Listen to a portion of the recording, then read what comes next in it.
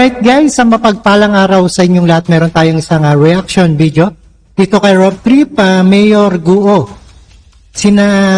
Sinilbihan ng subpoena dito sa Banban, Tarlac, pero hindi nakita sa bahay ni Mayor Guo.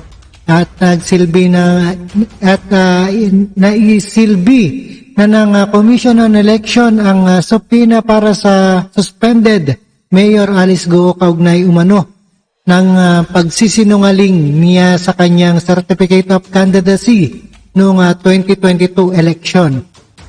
Alright, pinuntahan ng mga nakalistang address sa bahay ng alkalde pati nanay ng kanyang opisina sa Banban, Tarlac, pero walang Mayor Guo ang nagpakita sa mga otoridad.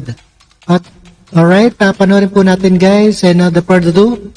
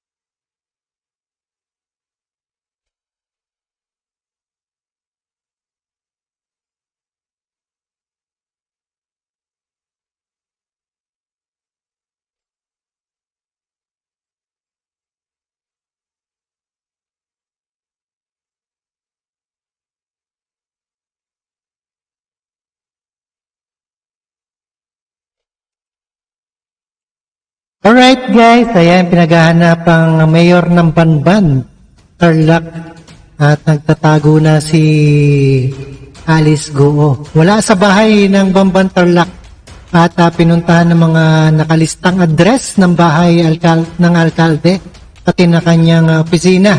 Wala pa rin si Alice Go. At sana magpakita at harapin ang kanyang kaso.